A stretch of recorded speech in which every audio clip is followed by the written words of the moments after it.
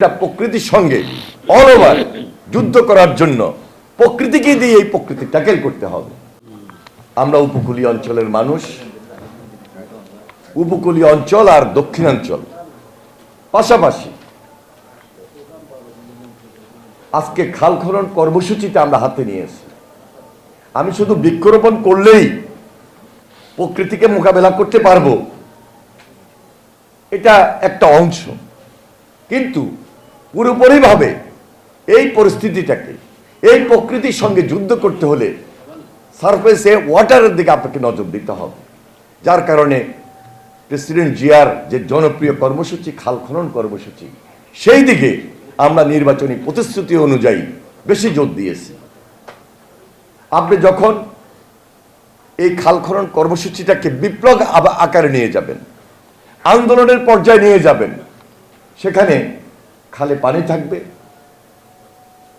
শুষ্ক মৌসুমে সেই পানি ইরিগেশনে ব্যবহার হবে, উৎপাদন দ্বিগুণ হবে, মাছের চাষ হবে, এবং খালের দুই পাড়ে এই যে বৃক্ষরোপণ যে কর্মসূচির কথা আজকে আমরা সবচেয়ে বেশি প্রায়োরিটি দিচ্ছি, সেটা আরেকটা বিপ্লবে আমরা রূপান্তরিত করতে পারবো, যেটা প্রকৃতির সঙ্গে অল ওভার যুদ্ধ করার জন্য প্রকৃতিকে দিয়ে এই প্রকৃতি ট্যাকেল করতে হবে।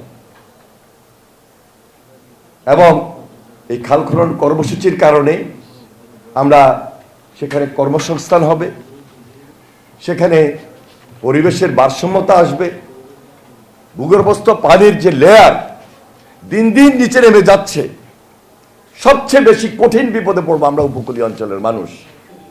এখন থেকে যদি 50 বছর পরে চিন্তা করেন, যদি এখন যে পরিস্থিতি আছে এটা যদি চলতেই থাকে, 50 বছরের পর উপকূলের যে স্থল সাইড সেটা পানির নিচে চলে যাবে বিশেষজ্ঞদের কথা। তাহলে আমি যদি খাল খনন কর্মসূচি, বৃক্ষরোপণ কর্মসূচি দিয়ে প্রকৃতিকে মোকাবেলা না করি, বসবাস করার মতো কোনো সুযোগ উপকূলীয় অঞ্চলের মানুষ জায়গা খুঁজে আমরা পাবো না।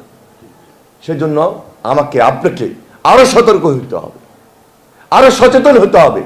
রাস্তায় মিছিল করব, মিটিং করব, করেছি তো অনেক করেছি, করেই তো আজকে একটা পর্যায়ে এসেছি।